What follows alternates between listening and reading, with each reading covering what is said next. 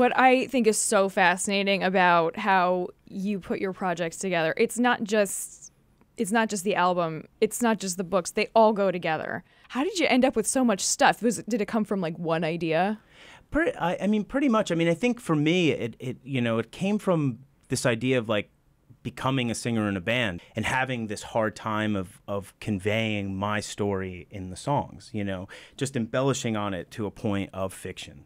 And, science fiction seems to be the platform that I gravitate towards most. So that was really it, like transforming my life and experiences into something a little more grandiose. I mean, I'm definitely influenced by a lot of pre-existing stories. Like if you come into my office, it's just movie posters, action figures, Star Wars toys. Like it's just all of these things that are constantly like, as I'm like conceptualizing things, maybe I turn and I see one of the posters and something about that movie sort of reminds me of like, oh, well, that there's something in there that I can transform to make it work in my story. You must have some comic influences. Oh, absolutely, for sure. You know what book I really liked? I was thinking about it on the plane. It's a Marvel book. Kevin Smith, a Daredevil Guardian. Oh. Yeah. That, I mean, I remember I was reading that book. I was in the UK and I was reading it in my bunk, and I started to cry.